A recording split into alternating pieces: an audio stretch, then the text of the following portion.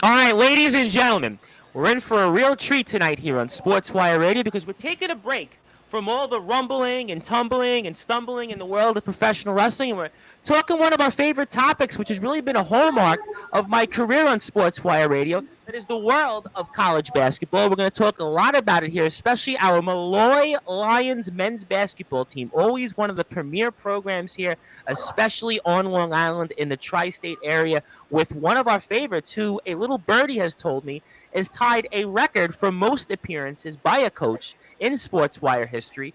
To talk with this coach is a man that we know very well here. He is my co-host for most of these segments. That is the brute force Bradley Weiss. Of course, we see him all the time for our Level Up men's basketball and others program. He is also doing a great job also with the Long Island Nets. He's the head coach of the Plainview Boys JV basketball team, does some stuff here and there. He's also most notably known as 27th all-time in the history of our SJLI Golden Eagles men's basketball team. But it's not his introduction tonight.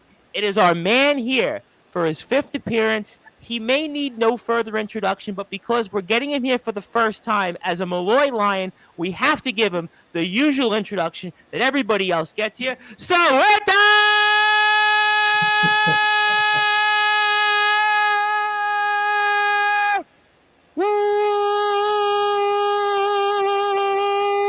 without further ado here on the Sports Report, the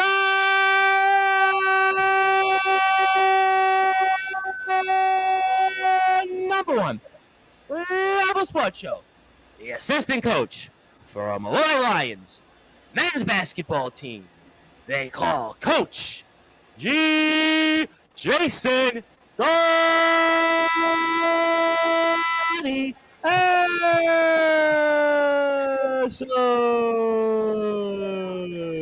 Coach, what time this week? What's going on, guys? You know, that intro gets better and better every time I come on. It gets better and better. When I think it can't get any better, it gets better. You know, I've actually been getting a lot more pressure lately these days by everybody says the same thing. I always tell people, Coach, they're not going to remember me by who's come on, how many times we've done an interview, how many views. It's those introductions, but we'll certainly keep them coming. And I guarantee you, Coach, little inside joke here, you were not going to get that on Swing the Salt, but we'll definitely talk about Swing the Salt in a little while. I was waiting for that one. I had that one prepped for a while. That's a good one. I like that. But obviously, Coach, it's good to be with you. And I wanted to because the first time we have you here with the Malloy Lions men's basketball team. And for those that are listening and watching, I mean, talk about the season. You guys kind of had almost like a roller coaster season. It started really slow. Then it kind of shot up like a rocket. Then you kind of had a little bit of a lull. And then you guys kind of turned it on toward the end. But the last couple of games wasn't what we hoped for. But I think still, by and large, it was a very interesting season, to say the least. And talk about the season, how you felt as now we've had a couple of months to digest it. For sure. Definitely was a learning experience. Like you said, a little bit of a roller coaster, right? Definitely had our ups and downs. 0-7 to start, but win 10 games in the conference. Yeah. You know, the good thing that I'll say about the team was, you know, they kept their heads in it the whole entire time. Even though it was a slow start, right? They were always positive. They always just kept grinding. And I always say every season, it's always tough to get that first win. Once you get that first win, then it's kind of like a domino effect, right? Then you start rattling off some more. But they stuck with it, right? Definitely a learning experience in terms of just, you know, I was new from the coaching perspective in that. Right? And you came very late to the program there also. You didn't have that summer to kind of adjust and work in that system. Like less than a month, right? You know, we had some new guys, you know, so trying to piece it all together obviously wasn't as easy as you thought it was going to be, but you learn, right? You learn, you make adjustments, you take it day by day, game by game. So, you know, it's interesting because I, in a way, thought the way the non-conference kind of shaped up, in a way, was similar to how Ryan over in John Jay kind of almost sets his schedule, where you play all these games and maybe it doesn't matter so much about the record. Obviously, you want to win these games. But I was curious was it by design? I know you came in there late, but was it designed to have that schedule? Or maybe you played games that maybe later on could have helped you in terms of that toughness into conference play? I mean, talk about that aspect of how the non-conference 100%. Schedule set. So talk about that. Yeah. Definitely set a pretty tough non-conference schedule, right? You look at some of the teams who played You played some Pace, real Cal tough Fire, teams. Yep. right? Yep. Any 10, I mean, those kids are humongous, right? A lot of these kids that we played against, could be D1 players. You played by old friend Matt Healing to start the season, by the way, in Pace. Yes, over Pace, right? We played PSAC, East Stroudsburg. Yep. Going into that stadium was incredible. Jumbotrons and the band. And a couple thousand fans. They didn't have that in the CUNY, Coach. I can guarantee you. They didn't have that in those gyms. I saw you back in those days. Yeah. So it definitely was, I think it was a good experience for them in terms of the level of competition, right? And preparing for the ECC. Not that the ECC isn't a great conference, definitely competitive, definitely a great conference. But I think it just helped us give that preparation, like you said, from the toughness perspective, also from the mentality too, right? And also competition, right? If we knew we wanted to hang, with the conference and be competitive, right? I think playing those type of games really helps springboard into conference play. I'm curious about this, and I'll bring Brad in a few minutes for sure. But I was curious to the fact that you playing in different gyms, but also you're playing in front of big crowds. You're expecting big crowds here, more or less. When we played in the CUNY, obviously we didn't have those kind of crowds for the most part. Now, certainly toward the end of last year at St. Joe's, we had Yeshiva. We started to get the crowds because of some of the COVID things kind of relaxed a bit. But for you, what was that adjustment going into gyms where all of a sudden you're going and playing in front of hundreds of people, whereas in the CUNY, if you were lucky to get really like 30 or 40 people, and then obviously in the Skyline for most of that year with St. Joe's, you didn't play really in front of anybody aside from Yeshiva. So talk about what that adjustment was like for you. Yeah, I mean, in terms of adjustment for that, I mean, my mentality as a coach is just really focusing on us. Right? Yes, we worry about the other team from a scouting perspective, but focusing on our guys and making sure they're good and making sure they're ready to go and making sure they're in the right state of mentality. They know the scouts, right? Making sure that they're just good from a mental state, and obviously physical state as well. No injuries, things of that nature. But I think when we go into the larger areas to play, or we play a different conference, right, we really just focus more on us and try and take care of business from that perspective.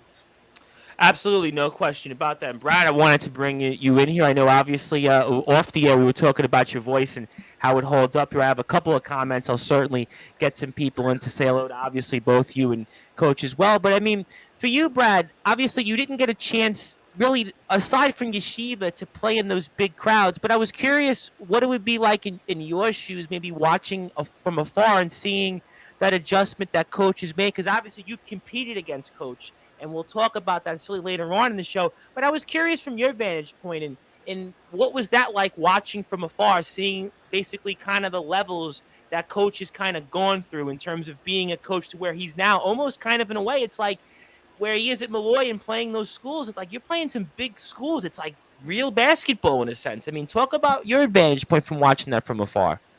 Yeah, I mean, that's definitely a big step. And, I love my time in the Skyline, but definitely the Skyline and Division II basketball, it's a little different. It's obviously a lot, big step, and obviously, like you said, bigger crowds, bigger environment. But, I have a little bit of experience with it, especially on the high school level. When we were playing in a lot of high school gyms, and all of a sudden, in my first year, we're playing in Hofstra in the county championship, and the place is filled in a Hofstra gym.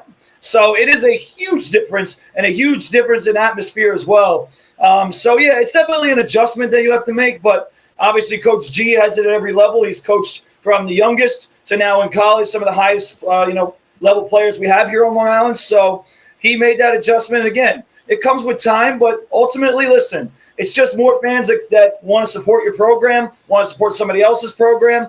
And you listen, as a player, you love big crowds because you want that energy, you want that motivation. As a coach, it also drives you as well to be better. So the big crowds and the big moments are always big, and especially if you want it, which I know Coach G does. Oh, no question about that. I want to say hello to our very good friend, Mr. Omen Black, and he says, Coach, welcome to my show. Omen is certainly a big deal in the wrestling world. He is a big deal. He's a big man, figuratively, literally. He says, Brute Force, I can help you make champions. Just make me your assistant coach, and I'll whip that team into a working machine, bring home championships. Just ask Tom. I've done it, and a man of my word. Yes, Mr. Black is definitely a man of his word. Mr. Black is definitely one of my favorites, and that's why I like Mr. Black to be followed out there on YouTube as well at IMF Wrestling 666. But, Coach, I was curious because we talked about players just now. And Brad brings up the fact on the high school level, and you have been known as a big-time recruiter. I go back, obviously, to the days of you at CCNY. I like that, big time. I like that. I try, Coach. I'm trying to, certainly I hope the program at Malloy sees this, but I'm curious in all seriousness that I've known you since you coached underneath Sean Flores. Obviously, we saw you with McSloy, but now you're underneath Coach Marquardt. Going to definitely get into that. But as a recruiter, because Brad brings up high school crowds, big deal on Long Island. Malloy is a big deal in itself, as I spoke about in the intro. I'm curious on the recruiting aspect, and maybe if you've done anything differently, have you adjusted since, let's say, those days at CCNY to where you are now and bringing in here kind of more or less a new type of players, which we'll get into here in a little while? No, for sure. Definitely a little bit of a change, right?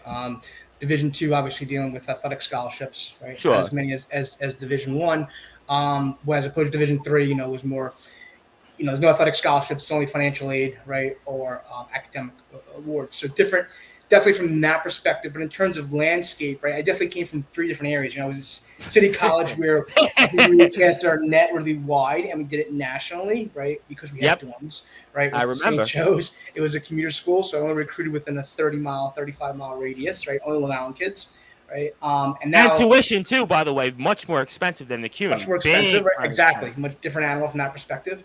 And then now I'm on a Division II school that we have athletic scholarships to give. Right. So I'd say we really went from like casting a wide net to kind of a little smaller net. Right. And now even a little smaller net. Right. Because now I'm looking for particular spots. I'm looking for particular positions. Right. So, I'm not, looking at, 300 kids. I'm looking for someone in particular. So that kind of really helps from that perspective for sure. Absolutely. And I was curious also because we know that you came into the program late last year, and I'll get a little bit into the team in a second, and I'll bring Brad in as well. But do you feel like this is the first year that you kind of really get a chance maybe to scout and recruit? Because last year we really thought that you were going to be with St. Joe's and be there for a while in that program. But I kind of feel like this is really the first year that you get a chance to dive into that recruiting. Do you feel the same way? And kind of talk about that for those that are out there. For sure. Just because of the timing, I'd started around September. Like you said, it was a late hire. So really didn't have the recruiting aspect of it. I focused more on game preparation, right? The scouting aspects at that time and practice in the preseasons and stuff of that nature. So really didn't have, just because the timing didn't recruit as much. But obviously once the season kicked off and had some time, and got familiarized myself with the school more, obviously did more recruiting. So, yeah, this is probably definitely the more heavier recruiting side of it for sure. Sure, absolutely. I want to say hello here to the other Black, the good guy, CJ Black. I'm just here for the basketball talk. Obviously, we say hello to CJ. Certainly thank him for tuning in. We're going to leave some of that stuff outside because we are talking basketball here. But, Brad, I was curious because I actually wanted to ask you this because now you're a coach at Plainview. Obviously, you're bringing up players, and I'm curious, do you talk to them at all, let's say, about a program such as Malloy? Do you see Coach now in a different light because he's with a program that, maybe you have players that are coming up would like to play in Malloy? Obviously, Rockville Center, it's obviously a place not that far really from Plainview. It's certainly a place that's a big bet, obviously, a basketball and a lot of success. But what's maybe, A, your role now and how you see Coach? And then B, with your players, such as a program like Malloy, what do you say to them in terms of the recruiting aspect? Yeah, well, it's pretty obvious, and at times, you have to gauge the level of interest of the players when they really want it and when they don't. There's some players that you see, they want it and they want to get to a high level and they want to play here on Long Island.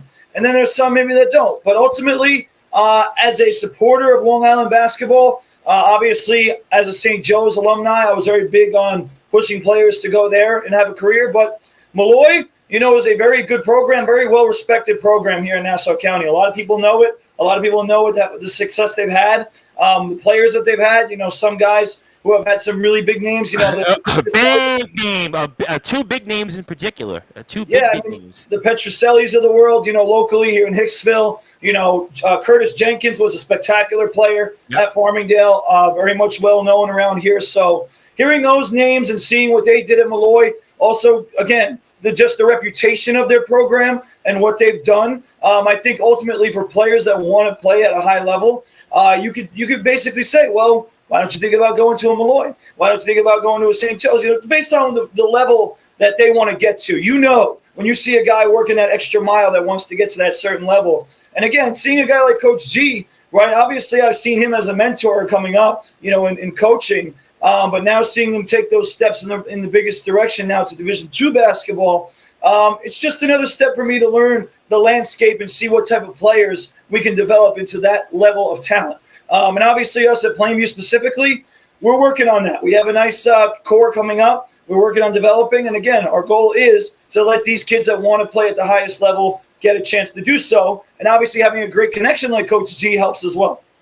No question about that. I'd like everybody to follow the Malloy Lions men's basketball team on Instagram and Twitter at Malloy MBB. Also, Coach Jason Gaudioso on Instagram. Also, check him out on Facebook for more information on the program. And, Coach, I was curious, one more kind of in the weeds part on recruiting, because I always, we talk to a lot of coaches during the season. Obviously, Coach Vicina, Coach Highland I mentioned, and many other coaches, Coach Jakes as well. I want to give a big shout out to Coach Jakes because obviously he has been a big supporter of us, obviously, in the Five Towns program. Coach Litwin as well, everybody else. A number of Malloy alums, obviously, in Five Towns. I'll get into that later. But do you feel like you have a wider net now? Because when I knew you in the CUNY, because I know how it works in the CUNY, you're basically recruiting either like out of state because of, you have the dorm, or it's basically very centralized depending on your school and the borough you're in. But then you're at SJLI, obviously there in Patchogue, you're pretty much within that area because it's a commuter school. But do you feel like, in a way, you have a wider net where almost you can go and recruit, let's say,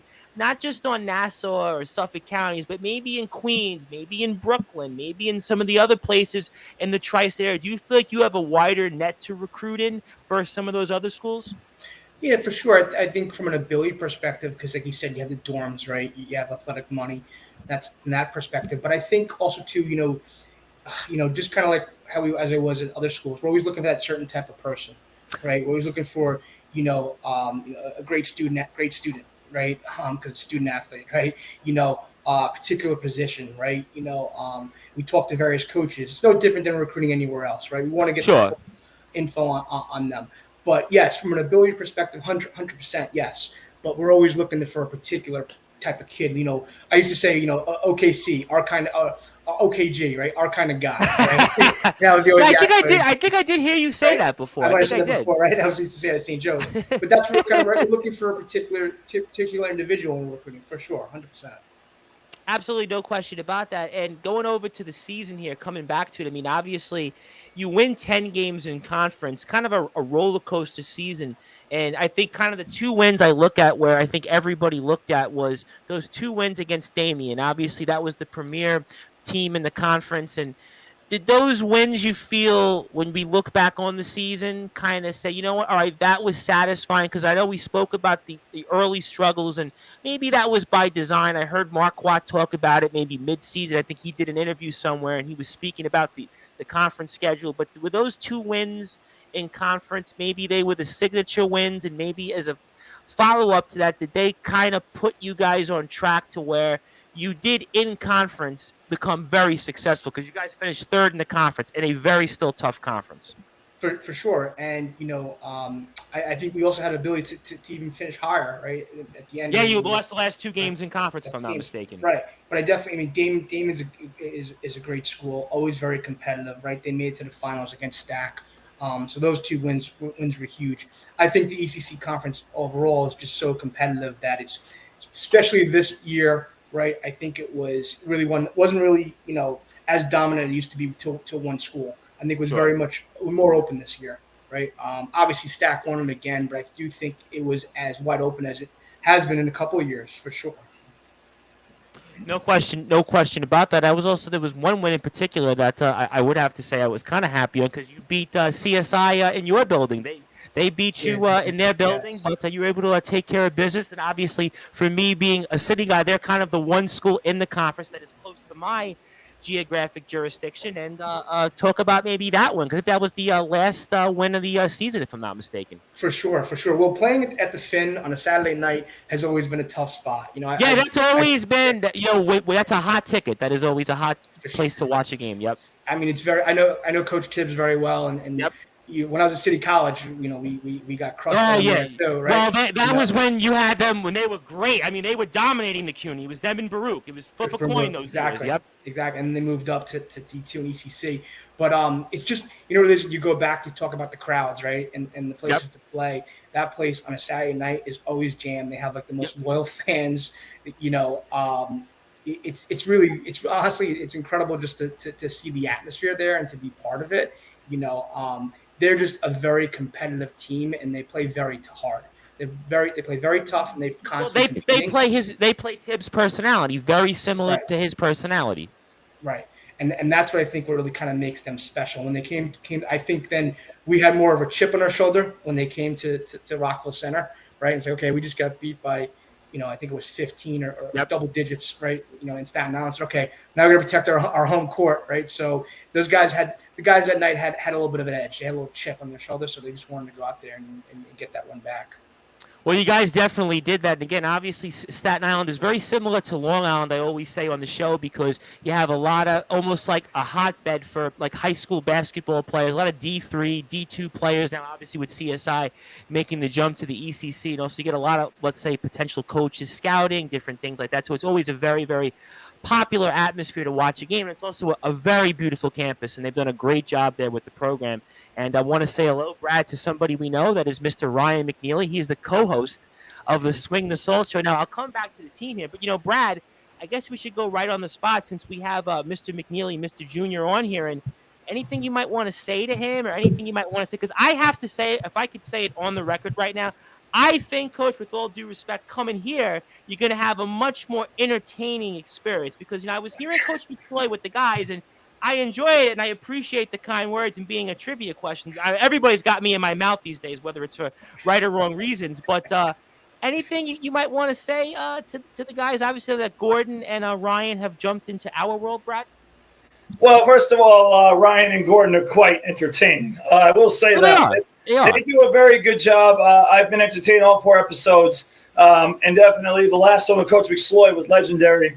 That Jeopardy game was fantastic. And Tom Bryce obviously got an answer, but Coach G, you got 2. And I got to ask you about both of them. So the first one, it was both of them were who said this, basically. And the quote, I just want to make sure I read it right so I don't get it wrong. I want to. That's funny because I have not heard the episode. All right, well, I got you haven't heard it, but okay, wow, okay, we're really going live tonight. Compared Giannis. They basically, so they asked about comparing the Giannis for Tom, and they got that, but they said 2 things. And again, who said it? They asked that question, and the first one, again, I want to make sure, says we have to stop them in transaction. All right, and now supposedly, Coach I did not say that. Supposedly, Coach G, you did say that. That's what they said. This is your time to show it, though, and basically defend yourself. Really transition. It was during a scout. I think Kevin O'Halloran has misspoken. I will call him after this interview. All right, I like that. And the other one, again, I want to make sure that this is what you said supposedly. Okay, is that the guys looked like their dog just died in practice. That was a comment. I did say that. Yes, I did say that. And that was obviously probably a bad practice, and we all know we have a couple of those once in a while. But yeah, it probably was like a screaming, like stop feeling. Well, sorry we did. You know what? That was right. a topic when we had you on in the season. Was the practices that did come up a lot? Brad. I would remind the guys that the was second a topic. one for sure. The first one, I think it's Kevin feeding the bad information. That's all. All right, well, we got to go back to Swing the Salt for that one because that means that the question's answer was not right. So we got to make sure we get back on that. But those guys are doing a terrific job, obviously, at Swing the Salt. If you don't follow them already, follow them at Swing the Salt on all social media platforms. So they do a great job. Coach McSloy's interview was awesome. They talked a lot about that season, Coach G, where you guys had that legendary run. No, for sure. Those guys are like from an entrepreneur standpoint, whether it's a podcast or a Long Island Sound. I mean, you guys probably have seen how big Long Island Sound is now, right? Yes. Yeah, they were talking huge. about that It's on the huge. first episode. I was in their tournament. It's big. Right, you in the tournament, right? Exactly, right. I mean, just like hats off for them for just doing that on their own and just continue to make it progress and to continue to build it. So that's awesome. Super proud of them for that. So I want to know though, when are you going on their show?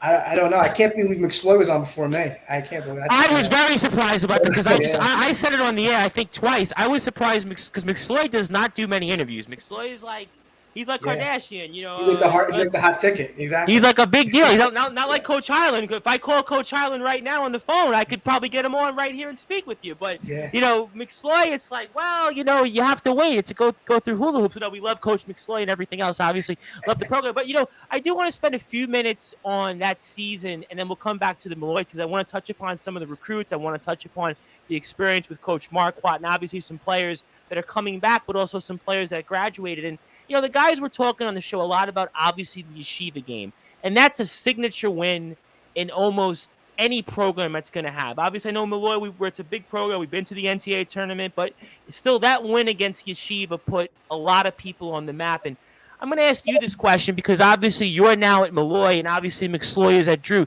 Do you feel like that in a way that win, even for you on a personal level, help put you on the map as a recruiter, a coach, as somebody that did a lot to mentor these players, whether it's a Gordon, whether it's a Ryan, whether it's a Matt and Timmy Hurd, Tabitha, anybody else on that program, Malloy, Spence Malloy. I mean, talk to me about your thoughts on something like that. Yeah, I don't think it did anything for me or myself or the coaching staff and at all. It was all those guys. Those guys played a perfect game that night, in my opinion. You look at so many. I mean, Gordon hitting 3 threes, right? You look at Ryan. I think we spoke about it on the air at that moment. I think Gordon really was Gordon and McNeely. Ironically, they were the two guys that might have won that game for us. Ryan had 17 points. He had a 4-point play, right? Yep. Alec, that slam at the end, right? Yeah, you could feel it. You could feel it. I mean, I can go down the list. For me, it warmed my heart to see those guys because I know how much effort they put into that. And I still remember like it was yesterday that we arrived at the gym. They just had their mindset was just, they were focused, and they were just determined. They were determined because I think after the first game we played in the beginning of the season, the first half, right? I think it was tied or might have been. Yeah, and I think we were winning in the first half much of that game. That was a Sunday afternoon game, if I recall correctly. Right. And then in the second half, Yeshiva pulled away, right? Because I think their experience, right? Yep. And three-pointers killed us in that game. I mean, they were obviously, I think at the time, the top team in the nation in three-point percentage. But I think that first half, like, oh my God, we can play with these guys, right? At one point they were ranked number one in the country, yes. Right? They had like a 40-plus game winning streak or something like that, if I'm not mistaken. And during the time of COVID, they were Sweet 16. They had a shot to win the whole thing, in my opinion. Yep. Right? I remember it. And just to see those guys go out there and just play their hearts out and just give it their all for them to get the win, like that's all of them, right? Yes, as coaching staff, Coach McSloy came up with I think the perfect game plan, like for sure. But talk to us about it. We bought into it, right? We talked about it all week, and with those guys, it's really off to them because if it wasn't for those guys, obviously we don't win. But I think just I just couldn't be happier for them that night. That's all. But you win 15 games, and I heard the guys talk about it with Coach McSloy. Obviously, we've spoke about it a bunch of times here at that moment, and Brad, we had you on, even also Coach after the season. But that, I think the guys were interesting that they had said about it. Obviously, we've had Gordon on, and Matt came on obviously a few months ago. Was that they felt that was the win that put the program on the map, even though from those that were watching internally, we knew that the team was right there. But hearing the players talk, that was the win that said, you know what, St. Joe's has arrived. I mean, I know we've asked this question to you before, but kind of maybe after hearing their perspective, do you look back on it and say that was the win that put St. Joe's where we're back as a program? I mean, what's your thoughts on that now that we've had some time to digest on that? For sure. I think that one, I mean, there was a couple wins, I think, against Baruch. Right? Yep. And Baruch. That was another team. Baruch won the CUNY that year. Right. I think even some of the games that we lost when we were competitive, like Manhattanville. Manhattanville was a very, very tough team. They were in the final that year. Lost But to him yeah, by no, I think 3, I think. 3 in regular season and 5 in the playoff game, right? Something like that, some right? of that, yeah. It's I think but I think for sure that game was definitely pivotal for them, just in terms of their confidence, in terms of, oh wow, like he said, St. Joe's is here, and we're looking to compete, and we're looking to eventually win.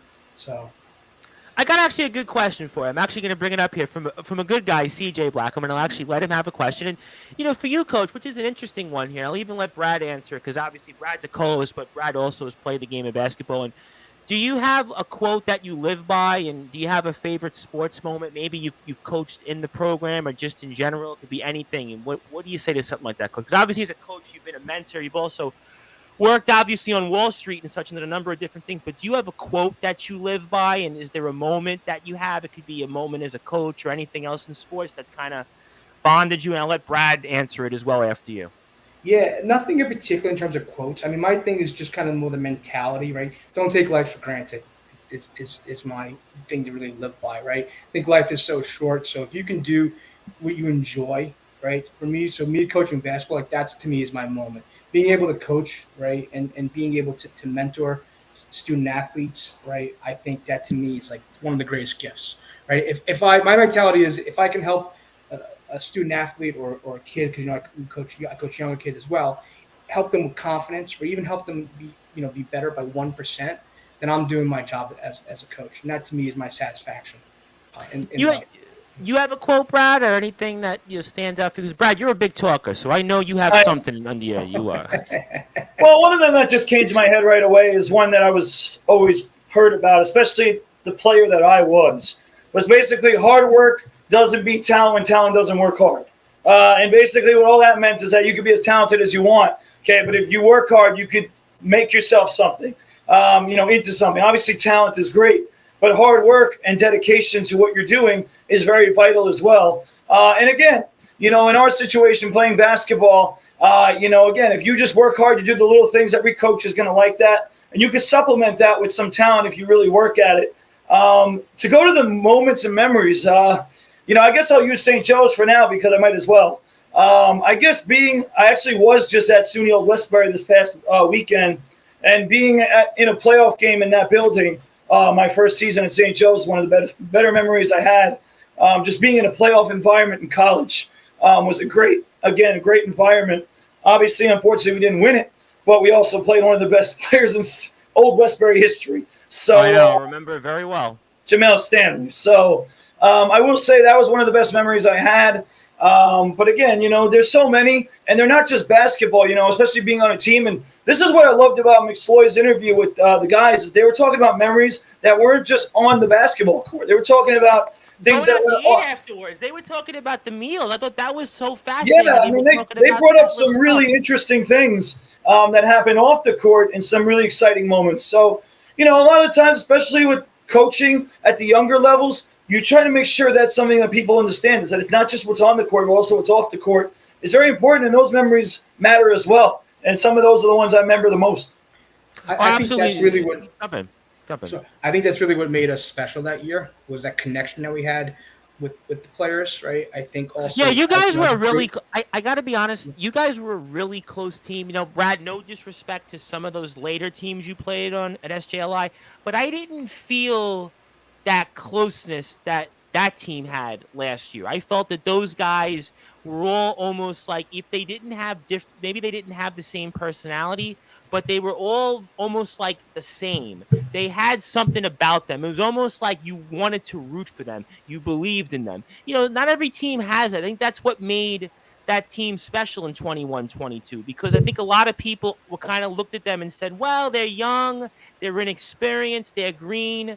And they started off the season kind of slow, but they kind of evolved as a team, and they kind of showed that they had some heart. And I just think that's what kind of made the team special there.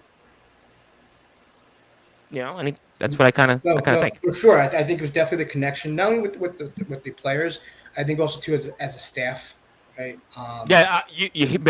You and Billy Heenan jumping around, and Coach Manchester, and obviously McSloy. You guys were, and I heard Coach McSloy talk about that on the podcast. Him and Manchester, and obviously you and Billy. It was almost like there was like there was 4 of you, but there was like in twos. It was very interesting, kind of hearing those experiences. It's tag team wrestling, right?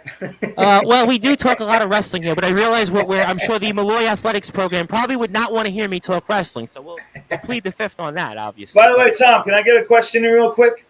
Because I'm sure I know Coach G would want to talk about this. So, I actually, by the way, G, in my men's league, I got Billy Heenan reffing almost every game over at All Sports in Melville, and we mentioned Billy, so I wanted to actually bring him up because I saw him this weekend at the alumni event because he just got a new job as the head coach at Port Jefferson, and I wanted to give him a big congratulations and also get your thoughts on Billy becoming a head coach on the varsity level at Port Jeff. No, I mean, well-deserved. Can't say enough about it. Super excited for him. I think Port Jeff is extremely, extremely, extremely lucky to have him. And I'm not talking about the basketball mentality because I think Billy has one of the best basketball eyes and mentalities that I've seen coaching. It is more of that he cares, right? He cares about the kids. He cares about kids improving. He wants kids to play at the highest level. And I think I think they really lucked out in getting him. And I would say it to anybody, right? So super excited for him. Yeah, when he got the job, he called me and just couldn't be more prouder and more excited for him. I told him he's got to give me some commits and some recruits. He's already doing great things there already with their summer league. You already see the improvement already, what's going on there. So. Absolutely, and Billy, Billy was one of our, I think, the more intellectual interviews we've done together. We've had obviously a lot of coaches, a lot of players come on, but I think with Billy, I feel like I learned kind of intricacies, and Billy trying to even learn how to ref. I remember speaking with Billy about that, and I was like, wow, that was really interesting there. And I want to give my friend CJ Black actually another question or answer he wants to bring up, and also I want people to follow him on Instagram at goodguy_CJ Black. That is goodguy_CJ Black, and he has a couple of points. Since we're talking basketball related right now, I got to say a moment that sticks out to me was from my youth. Tayshaun Prince catching up to Reggie Miller and getting that key block in the playoffs. I think that was was that the Eastern Conference Finals? I want to say, was that the 2004 Conference Finals? Right? Sounds like that, yeah.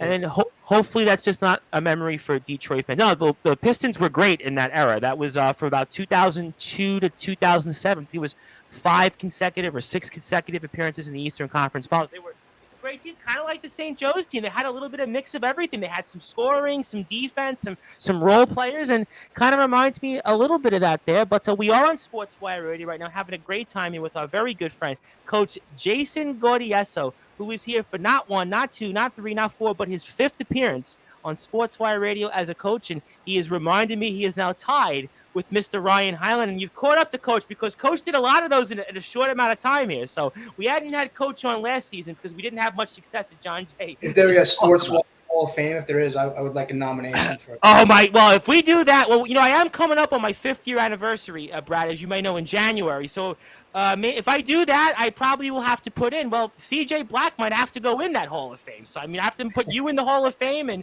a few other people. So I think at this point, we'll certainly have to consider that. There's a lot of things I'll have to consider. But if you do like what you hear from us on Sportswire Radio, I hope you give us a follow. We are on Facebook, over 500 likes on Sportswire Radio, 24 hours a day, 7 days a week, 365 days a year. You can listen to all of our great content on sportnarium.com/play. And we're on YouTube now as well, where you're catching us live right now. We're at Sportswire Radio. We're on youtube.com/Sportswire Radio 6579 /streams. You can also follow Coach Gaudioso on Instagram at Jason Gaudioso. Say hello to him on Facebook as well. And the Brute Force, Brad Weiss, who also does a great job with us. He is on Instagram at BWeiss20, Brad Weiss20 on Twitter, Bradley Weiss on Facebook and Snapchat. If anybody still uses it, he's on Snapchat. My name is the Red, which is true. I don't know anybody that actually uses Snapchat still, but God bless you, Brad, if you do. But you might know my 13-year-old stepdaughter. Well, I might be on Snapchat still, but I haven't checked it since 2020. But we're having a great time here with Coach Gaudioso. So, Coach, I want to come back to the Malloy team because we have some players that we're going to talk about here that are coming back, but also talk about a couple of players that were key aspects to the team and kind of the success that we had. And one of those players was Billy Muller, who really, the last 2 years for the program was really one of the best players, not just in the conference, but I would dare say in D2, especially from a rebounding side of it. Almost 600 career rebounds, just shy of 1,000 points. And he was one of the reasons why the program's had a lot of success these past few years. And talk about first Billy Muller and what did he mean here to the program and the team? For sure. It's funny you say program. I think Billy Muller was a program guy. One of the most loyal players. Came in every day, worked his butt off. Led the team, was a captain. He, like you said, he was all conference. He was preseason player of the year for the ECC conference. Yeah, 14-7, I think last year. This year he was just under 10-8 or something like that, 10-9 almost. Yeah, around there. Yes, yep. But just constantly trying to lead, constantly trying to compete. 6'7", who could go inside, but also a lot of pick and pop. Could definitely shoot the ball. Hit some threes, a good amount of threes as well. But I think just his mentality on a lot of things, and I think just his maturity really helped guide a lot of the guys this year. He left the program in great hands for the following year by setting that example. So, he actually now coaches Lightning, as Brad probably knows, right? He was my assistant coach this year for Lightning. He also coaches Town of Hempstead League with me as well, clinic rather. But, I think, he's definitely, he's going to, obviously he's coaching. He's going to continue to get into coaching more so. He's got a great coaching career ahead of him, if that's what he continues to do. So. And, Brad, that's one of the few players you actually look up to in terms of size, because usually, Brad, you're almost taller than everybody else I know. But actually, with Billy, you're actually shorter than him. So you actually have to look up him. I think that is so fascinating, seeing that on the court. I have to see that one of these days where you are on him and on the sidelines. You're actually shorter than him here. And I have a couple of people who want to say hello here in a second. I'll get to them. But also, I want to talk about Kendall Olagayev. Obviously, he was a player that also meant a lot to the program. Leaves here and talk about what he left to the team going forward and where you guys are going to go forward here for next season. Yeah, for sure. Kendall always wanted to play, whether it was through an injury, right, or whether it was if he was having a bad game, always wanted to make it better. Kendall was like that dog, right? That dog that you had to let loose, right? And sometimes you'd see him, and it was almost like man versus boys, right? His bully mentality sometimes, and the way he would go to the hole. He had the ability sometimes to take that game over. He had some big games. I think one game he had 15 rebounds. Which was huge for him. But I think just another one is personality-wise, great mentality, great personality, which really helped me being my first year transitioning over to Malloy, right? When you have guys that really welcome you and that really want to work with you and guys that really want to, understand you better and really just know more about you, I think that really helps with that transition when you're a first-year coach with that new program. No question about that. And obviously a player that returns that I still think will be a big factor in things is obviously a guy who played locally not too far from where I live. And Billy Ray is obviously Breezy Point kid, but also went to Severian, which is kind of like the common theme these days. Most people who went to Severian live in Breezy Point now. They don't live in Bay Ridge anymore. It's kind of a little bit inside tip. It used to be back in the days. But obviously Billy, I expect to be a big part of the program. Probably step up a little bit in his role offensively. Maybe talk about a Billy Reyes and what he meant to the team and where you expect him for next season. Yeah, for sure. I mean, I don't know if you saw the stats of all the awards. He was ECC Player of the Week 1 week. Yes, I did see that. Right? Yes, I did. Yes, I did. Definitely a catch and shoot, pure shooter can shoot the lights out of the ball. Kind of like a Matt Hurd almost with how he can shoot. Exactly. Yeah. So, I think this year we're going to expect it, like you said, we expect a lot of things from him. He's going to continue to work on his game, just keep, shooting and become more versatile, right? And you're going to see some big things from him this season for sure. No question about that. I want to let a couple of people say hello. My very good friend, Mr. CJ the Alpha Junt, likes to say from Legendary Backyard Wrestling. He actually uses Snapchat. He also says hello, and he's tuned in from out there in the friendly confines of Dakota, so we say hello there to him. And a guy that you might know, Coach G, and Brad definitely knows. Brad's probably sick of him these days. There's our good friend, Mr. James D. Simone. Congrats on the marriage. I was saving the marriage. Thank you, D. Yeah, I was saving that here. And did you invite James D. Simone to the wedding? Is that maybe why he's saying congrats on the marriage? Did you invite him to the wedding? No, I didn't invite him. Coach, if you would have invited me or James D. Simone, I don't think the wedding would have went off too well. I think you might not be married. Well, I would have got a great entrance. I know that. You would have got a great entrance. I will say, Ryan has said to this day that I am the greatest hype man in history. So I appreciate from what Coach Highland has said. But my DJ might have been a little upset because you would have showed him up, but that's all right. I've heard I show up a lot of people these days, but that's here nor there. But let's talk about, before I bring Brad back in, you have a bunch of recruits, which I think is fascinating because last year's team, we had almost 9 players that returned. This year, we're going to have a little bit less than that. And you have a bunch of guys here. Manu Alford's one of them. Chris Stokel's another. Bobby Connors. You've got Bryce Merchant with a Y, not an I like my name. And you've got a kid from Lincoln High School, actually, again, not too far from me out there in Brooklyn, out there in the Gravesend, Brighton Beach border. And talk about some of these players here and kind of what roles do you expect them to play as you guys lose some big players. Obviously, we spoke about Billy Mueller, Kendall, and Darren Fergus. You lost 3 of your more impactful players. And talk about these players you've brought in here and how do you think that they'll help this team for next season? Yeah, I'm very excited about this class. Just their level of commitment, their level of excitement. I know I'm sure they're all working out right now, getting ready for next year. Like you said, different roles, different areas, right? Saba, start with Saba, right? Saba, like you said, from Lincoln High School, right? Lincoln High School, yep. Brooklyn right? kid, yep. Super excited for him. I think his best basketball is ahead of him. And Lincoln, right? Jesus Shuttlesworth, right? And he got game. I know, right? yes, I remember very well. Yes. No, but in all seriousness, no. Plays a super competitive schedule from there. So from a competitive standpoint, I think he'll definitely bring it every day at practice, for no doubt. So Bryce Merchant, right? Like you said, 6'5", big from Crest King, right? Kind of reminds me of Billy Mueller in that aspect that he can shoot it from 3, right? Go inside. But another one that plays a super, Christ King always playing nationally ranked teams. Christ the King's always a big program, big time program. Right? When you get kids from programs like that, right, you get super excited because you know that they know what it takes to play at the next level, and they're always going to come practice prepared. So. No question. Obviously, Bryce will be a big player. Obviously, Chris Stokel, Manu Alford, other players you recruited. So Chris, to me, is a pure scoring one. So very explosive first step. Super excited for him. Was played a local kid over at Calhoun, then played over at the Phelps School for prep. Very excited to have him on board. Manu Alford, another local kid from Holy Trinity High School, right, can definitely guard and play multiple positions. So that versatility, as a coach, the versatility gets you very excited.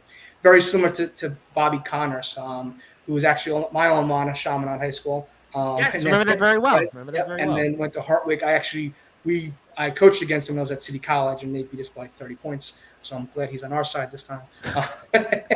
But how much have you reminded him about that, by the way? Probably about at least 5. When we first started talking, that's the first thing I said to him, and he remembered it. Absolutely, he remembered it. Oh, I'm sure he did. He scored 30 points. I definitely remembered it. No question. Absolutely. But definitely, he's the type of kid that'll run through the wall for you, right? So, definitely looking to make an impact in his last year.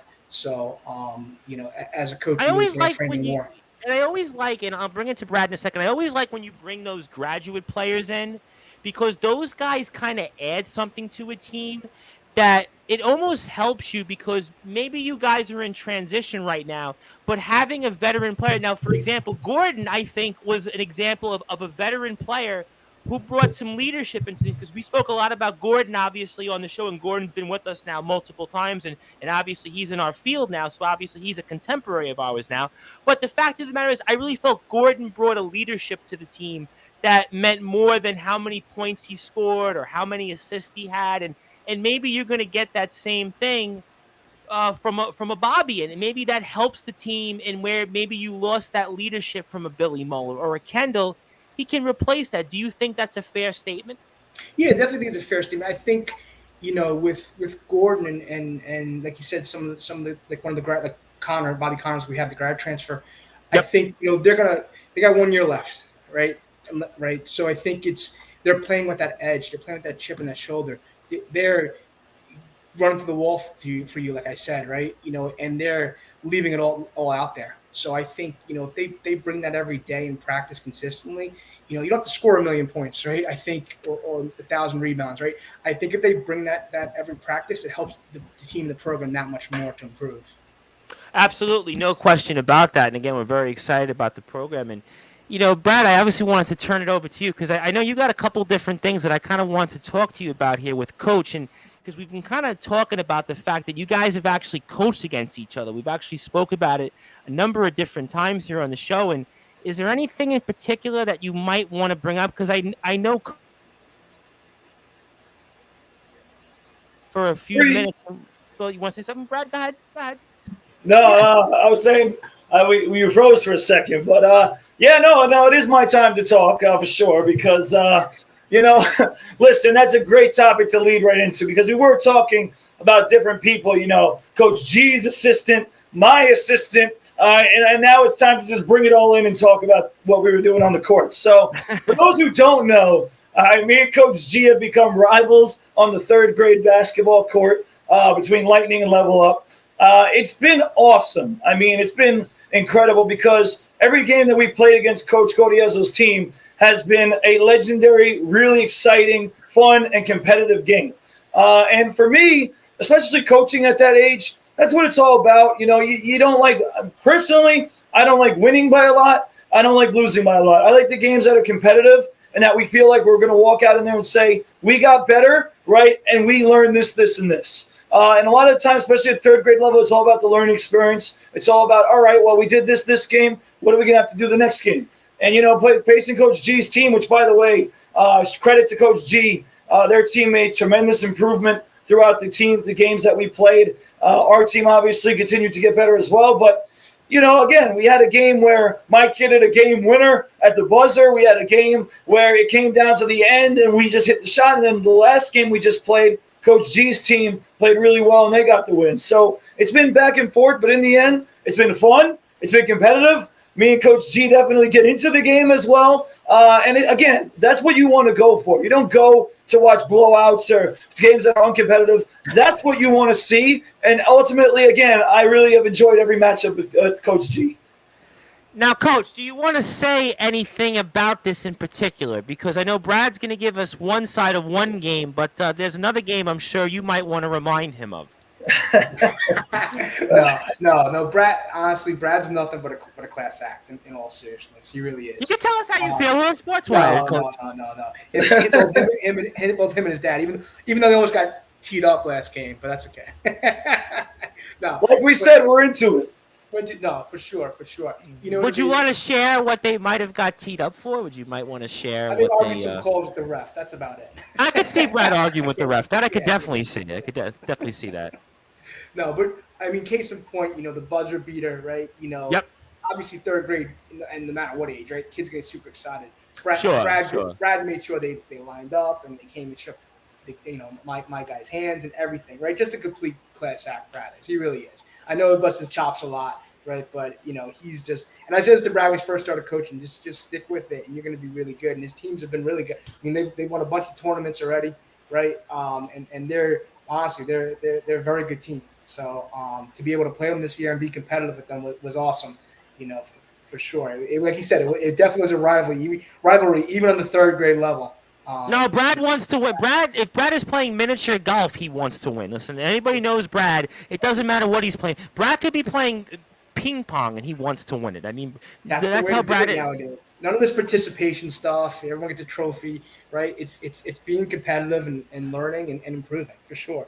Absolutely. No, and the one thing I want to add to this too is that me and Coach G again, we coach. And what's funny about Jason and myself is that he's coaching college basketball and coaching third grade. So it's like two different worlds completely. I actually, I wanted to kind of ask you about, Jason, but I also coach third grade in high school, and it's a totally different atmosphere. And again, the whole point, though, right, especially at the third grade level, is you want to teach them the right way to play the game. And, we play teams, and I'm not going to name any teams, but they teach the kids how to basically play bully ball or play certain ways that are not productive to a kid learning how to play the basketball game. And in the end, whether we win or lose, I just want to have the kids understand, all right, this is what you need to do. Well, what's funny is in the last game, and Coach G knows this, right? Any logical coach is going to say, well, that guy's been killing us, so let's play a defense surrounded by this guy. So Coach G, I knew it. He put his boxing one on my best player, right? And again, I thought it was genius. I thought it was genius. I mean, most coaches wouldn't do it. So I he needed did. that dub. I couldn't lose it. I needed dubs. One of the best things about that game, though, is even though we didn't win, right, it forced others to say, you guys got to step up. You guys got to make plays. We have to work on setting more screens off the ball to get them open. Those type of things. And again, that's how you teach these kids the right way to play. And ultimately, winning and losing, of course you want to win. Of course, you said it, Tom. I want to win at everything. But at the same time, those type of valuable experiences come from playing in competitive games, come from playing a team, right, that knows you and also knows how to play the game as well the right way. So, I say right back to Jason, as professionalism, the way they go about it. I mean, again, that's one of the hardest ways to lose. I've been on the other side of that, losing at a buzzer beater shot. And for third graders, it's tough to take. But to see them bounce back, come back and win a game, give us a tough game always, again, it's fun. And if we didn't play each other so much, I would love to scrimmage them all the time because they're really, again, a good program that I look forward to hopefully getting to play in the future again. Anything you want to add on that, Coach? Because I do think there's an interesting point that Brad made, which kind of read my mind, in that you're coaching college basketball players and Division II players. So you're coaching really good players that are obviously very competitive, but then you're coaching third graders. And is there an adjustment in how you coach, or is there maybe even if you coach third graders, does that help you in terms of dealing with college players? I was actually curious, kind of piggybacking off Brad said, what that adjustment might be like. Yeah, I guess you're probably wondering, what you coach in college, not why you're coaching third grade. What's going on, right? Well, No, but I'll give you the quick backstory in it. So, I was not looking to leave St. Joseph's, right? We didn't know. Listen, we did not know. We didn't know. But I had an opportunity. That was a good opportunity for me. That came from me from Jim Fox, who runs Long Island Lightning. When the season was over, he had asked me if I would help out with the youth development aspect of it, right, and take on a team. And try and build that to help build the Lightning brand more. So I'm very big loyalty. You talk about quotes. I guess I'm very big into loyalty, right? Not that this quote, but just kind of more mentality aspect of it. So wanted to really help them out with it. So that's kind of how I got into the third grade realm of things. It's kind of funny when I first sent out my initial email. The next day we were on the bus to play Stack, and Billy Muller came up to me and he goes, "Coach, is it true you're coaching third graders after the season?" Because he knew someone on the team through a relative. But it's just it's fun, right? It's fun to be able to teach at that young of an age, and like you said, Brad, teach them the right way. And make it competitive, make it fun, right? That the kids, even if they're losing, like they're learning, right, and they're improving. And that, to me, I think is one of the enjoyments of being a coach, right? When we lost our last game versus another very competitive team, right? The kids played their hearts out, and that type of stuff as a coach, it warms your heart, right? And it makes you feel like you've done your job successfully. Yeah, and I'll say one more thing just off that. And by the way, that same team Jason lost to, I lost to. That's Rising Stars, which is a very good basketball team. But at the same time, I just wanted to mention that, again, like through this competition, right, through these good games, these kids learning. Also, you got to give credit to the kids, because the kids that we have, right, are very coachable. They listen. They work hard for you. And, not every coach can go sit there and say, well, I have kids that block in and practice in third grade. A lot of them are just dozing out, not paying attention. Me and Jason are very lucky also to have some quality basketball kids that just want to learn and want to get better. So I got to say that as well, because we give our, I hate giving myself a lot of credit. People try to give me all this credit. Okay, but at the same time, yes, Brad, you love giving yourself credit. But at the same time, I want to make sure that these kids get the credit that they deserve, because again, them listening and them buying into what we do is big to us executing on the court and having these games and having these tournament wins, like we said. For sure. I think also having the parents buy in too. Yes. Right. Yep. At that young age is huge, right? I've had parents from Brad's side say like, "Oh, great job," and I'm sure my parents, the kids from my side, the parents have said great job to you as well, right? When you have that the parents buy in, and you're able to coach your kids and do it to you the way your style is, that makes your job then 10 times easier. Then helps then the kid be more successful. So. I was curious, Coach, because we spoke about Matt, we spoke about Ryan McNeely, we spoke about Gordon, Kevin O'Halloran. Now I think he's getting into coaching. Obviously, you mentioned Billy Muller, and obviously you're seeing these guys now on the court, whether it's for the Long Island Lightning, Long Island Sound, Level Up with Brad, all these other different programs. And do you see these guys that you were coaching in a different light now because they're on the court and they're going into the same field you are? I was kind of curious if you see them different now, especially like a Matt Hurt, certainly Ryan McNeely, Gordon Scheuer, a Kevin O'Halloran, a Billy Muller as examples. I mean, do you see them differently now? I don't, because I always felt that they always had that certain level of maturity, right? Kevin O'Halloran always had that maturity, right? Well, he was the oldest player on the team. Yeah, even older than Brad. Until he lied about transaction. Okay. No, in all seriousness, right? I mean, you look at Kevin, how hard he worked, right? Just in his transformation. Absolutely. Right? That shows his level of dedication, his level of maturity, right? So for someone like him, I mean, like I talked about Matt, right? Being an entrepreneur and starting his own AAU program, right? So looking at them in a different light, no, absolutely not, because I actually expected that from them, because they're just, very mature as young men. They're very responsible, right? And they always were that way. It wasn't like something just popped up and all of a sudden they turned, right? They were always like that from the time, we recruited them to the time we coached them till now. So.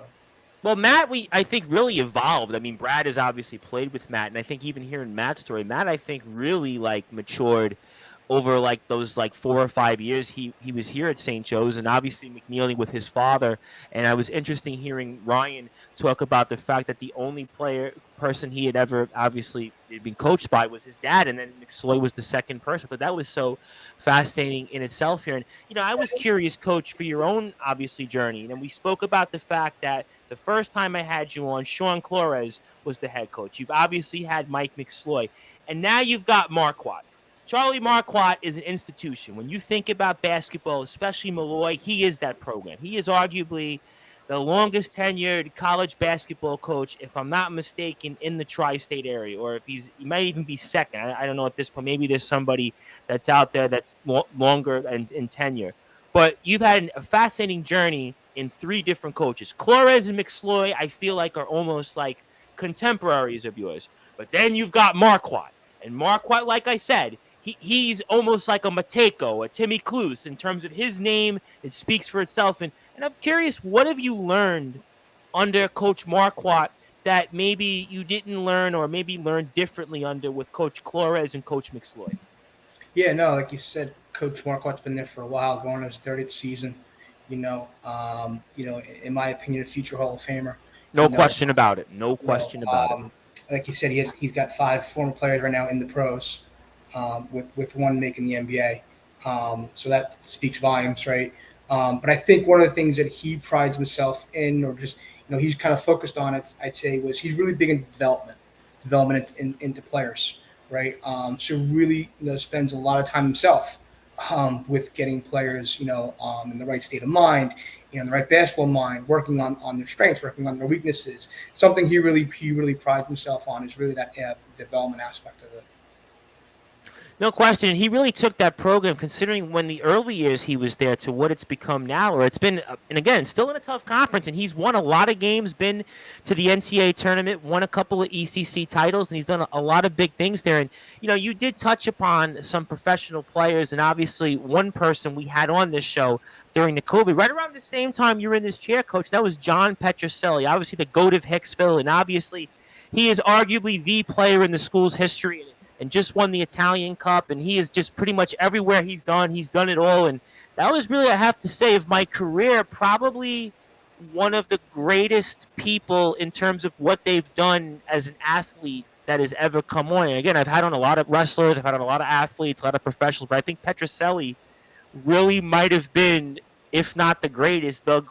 And I'm curious, for the program, knowing you have guys like Curtis Jenkins, Jalen Morris, and obviously Petroselli, who came on this show. How does this help the program in terms of going forward in the future?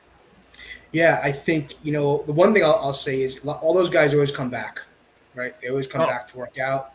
They always come back to and Marquardt's son as well, have to bring him up also. Yeah, I mean, every one of those guys has come back this season to either work out or to instill some knowledge into the guys, right, and talk about their experience. And that speaks, I think, volumes for the program because it just shows how invested they were into the program and how much they were bought in, right. First and foremost, I think also too it shows the guys that it is possible. It is possible to go play overseas, right? You hear, oh, it's Malloy, it's in Rockville Center, like it's smaller D2 or whatever they may say, right? But there's always that possibility where you can go pro, you can play, make a good living overseas. One guy actually making the NBA, right? So it just shows the possibilities by you putting in the hard work, you investing your time, right, and it is possible. Oh, no question. I mean, look, like I said, we had Petrocelli on. I mean, he's had, I think, what, 7 years now professionally, something like that, 6 or 7 years. He's had a lot of success, and obviously Marquardt's son has had a lot of success. Jalen Morris, we mentioned, Curtis Jenkins. So, I mean, there's a lot of success here in the program, which I want everybody to follow the Malloy Lions at Malloy MBB on Instagram and Twitter, and please support the program. Also, Jason Gaudioso here as well, all the great things he does, and we're hanging out with him for a little while longer. And also with me is the brute force Brad Weiss, who's hobbling along here. His voice has been a little tough here, but we're doing the best we can with him. But, Coach, I have to ask you kind of maybe a lighthearted question related to Malloy, because you know that there's a couple of friends of Sportswire that are certainly big-time, prominent Malloy alums. One of them is the athletic director for our Five-Town Sound athletics program, Mr. Matt Gershio. But another person that's, I guess, kind of a contemporary of yours, obviously a very good friend of Mr. Clores, who, by the way, is transitioned to broadcasting now. I see Coach is also doing some things here on our side. I caught him in I think he was in the Skyline tournament. He was doing some announcing in the playoffs there, Coach Clores. But Coach always had a voice for radio, because I think he did some radio back in the Fairfield days. But, obviously Jason Facina I'm talking about. And obviously Facina looms very large, I'm sure, in that program. He's the head coach of our men's soccer team in Five Towns, obviously dabbled in some coaching at Five Towns for the basketball team. In fact, he's the guy that actually got me the opportunity to speak to Petrocelli. So I'm pretty much in debt to Coach Facina. But you have any stories? Do they talk about Coach Facina like how they might talk about Brad and the Dandy Center and the poster? I mean, obviously Coach Facina got a ring, and he had maybe a little bit more success at Malloy than Brad certainly did. But I was wondering of the presence of a Matt Gershio, but most notably a Jason Facina. Do they loom large in the Malloy athletics department there now, Coach? The biggest thing I hear about Jason Facina is how great of a recruiter he was. So you talk about, I think he said first in class recruiter or master recruiter, whatever it was years before, right? I think, Jason, we recruited a lot of, Curtis Jenkins. Yes. Right. Yes. He recruited a lot of, great players, when he was there. So, But for me personally, all kidding aside, it really helped me out when coming into Malloy, right? Just the transition, what to expect, what not to expect, providing advice. We talk, on a pretty regular basis, but he's been nothing but a huge help to me. I can't thank him enough for that. No question about that. Coach has certainly been one of our longtime favorites here on Sportswire, and I think I'm going to make an attempt to spend a day out there in Five Towns in the athletics camp. I think Coach he's been dogging me now for like 2 years to do a Hard Knocks for it. He just wants me to interview all the players. So we'll make sure it's not like on a 100-degree day. Let's get like a cool day in the 70s, hopefully, and I'll spend a few hours out there. And definitely make a trip out there. I mean, Five Towns is a beautiful campus. Oh, 100%. So I definitely highly recommend you go out there. Oh, I listen. As long as it's not like 100 degrees. If it like this week's supposed to be all in the 90s, like let's get a day where it's nice and that way I don't have to stand outside and almost get my brain fried there. But we love Coach Facina. We thank him, and I'll bring it back to you, Brad, in a second. But I was also curious, Coach, because I wanted to bring up somebody else that goes back to your days in CCNY. Has also been a really big supporter of mine in Sportswire. When I think about my almost 5 years of doing this, that probably should be in a way in the Sportswire Hall of Fame, if there ever would be, was Michael Williams, obviously with the Williams Advancement Age. And I like to give Coach Williams a plug here because Coach has given me a lot of opportunities over the years to do interviews with different coaches. I know we haven't done as many of them lately because obviously we're out of season, but also I've just swamped with the wrestling world, but that's a different story for a different time. But I was curious on what Coach Williams has meant to you in terms of kind of your maybe journey and where you've gone in the basketball world, and obviously with the Williams Advancement Agency, and talk about how Coach Williams has helped you a lot. For sure. I mean, he's been a great friend, from the time I was at City to Yep. now, and um, always looking out for me, right? So always providing advice, always available to talk, just in general, like even if it's not about basketball, it's about life, just about athletics, right? How things are done at certain programs, which is great because as a coach, you always want to hear different ideas, right? Because maybe you implement those ideas in your program. So I just think, just his always being there for me and just, constantly just providing advice to me from definitely a huge help in my career. Not to mention he was at my wedding, so he was on the list. He did come. Oh, now, obviously, Yeah, you you're wanted gonna find the picture you- now. Well, actually, I think Coach did post it because obviously you wanted to be married. Because if myself or James D. Simone would have been married, with the wedding, I don't know if you would have, your wife would have said yes. But obviously, we're very happy that you did, and congratulations. And certainly, I'll come back and ask you a couple more questions. But Brad, do you want to ask anything? I know Brad, you're dying to get in there, Brad. So I got to let you have the floor for a second. Well, I definitely got to go back to something because I'm going to go a little off topic because we talked about some of the things I wanted to talk about, like our Level Up Lightning rivalry and a little bit of Swing the Salt and what they had to say about Jason. But now we talked on this show about the All-American Burger, and we've talked a little bit about food.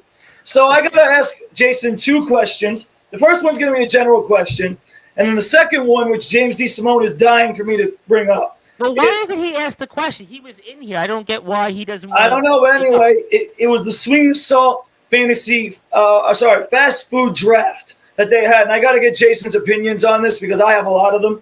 But let me just start with the first question. Now you're working in Rockville Center, which I know well because, of course, our program director, Jesse Winter, is over there, and we have a lot of visits. So there's a lot of good food over there. So is there a place, Jason, you like in Rockville Center that you go to in Rockville Center?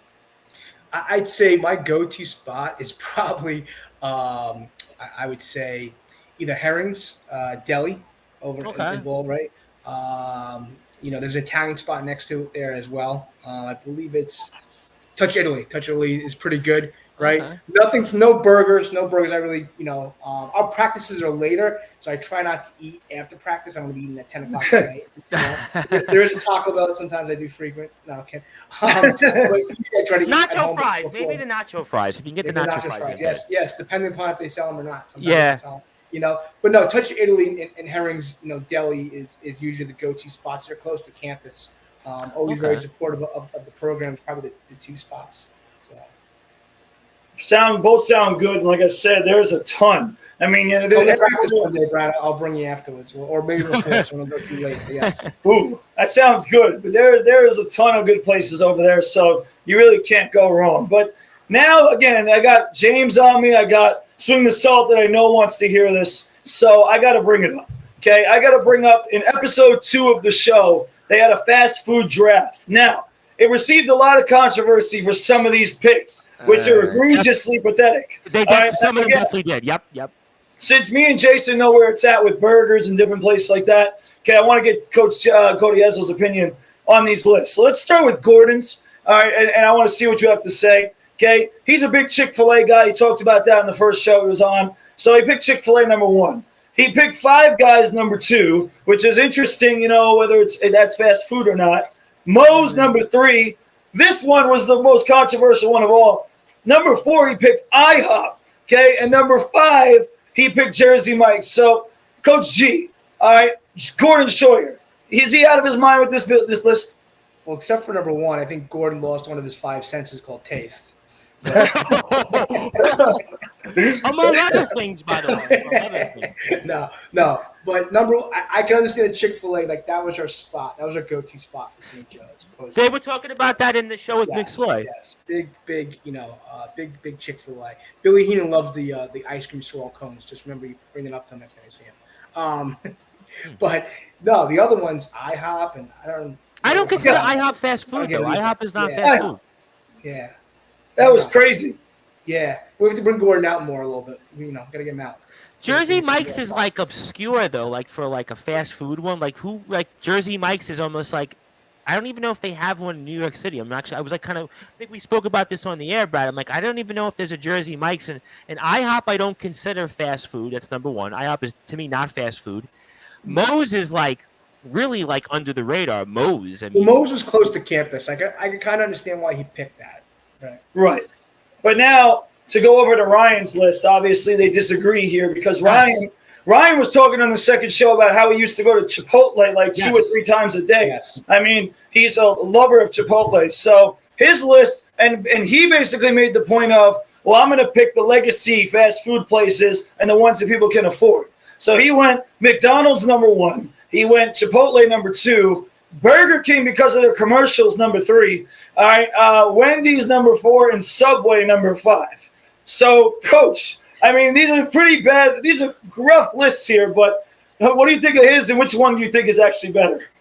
I mean, I understand the Chipotle I get because we did have some team meals there. And Chick-fil-A, yes, 100%. I understand the most from the proximity perspective, but the other ones, I don't even know where they even came from. I don't get it. But that's all right. I'm gonna have to call both of them afterwards and tell them Chick-fil-A, I think is a good one because if I'm not mistaken, I think it was a year ago. I actually took a girl out.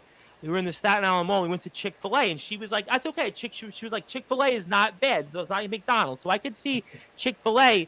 Chipotle, I always think about Ryan now because in Bay Ridge on 86th Street they have a Chipotle. So I always go, "Oh, that's Ryan's spot." Some of the other ones, I mean, Burger King is closing now across the country. So, I mean, obviously it can't be that good. Yeah, they closed, I think, 2 of them now in Staten Island, and I think another one they're about to close. I mean, Wendy's I don't think is bad, but I might be controversial. Subway to me is like almost like an edible. It's like respectable. It's not like fast food, if that makes it, because it's a sandwich. It's like a healthy option. So like I don't see Subway. Not that it's like IHOP, but I feel like Subway at least is a healthier option, if that makes sense. To be fair, I mean, they both live out east, right? So they haven't experienced that was my point, right? They haven't experienced the American burger, number 1. Number 2, I'm surprised they didn't say Taco Bell. Not either one said Taco Bell. Yeah, they were missing a bunch of them. I mean, they were missing a bunch of them. You know, we went through the list a little bit, but it was a tough pick for me. I had to go with McNeely just because IHOP on the other list is pathetically way off.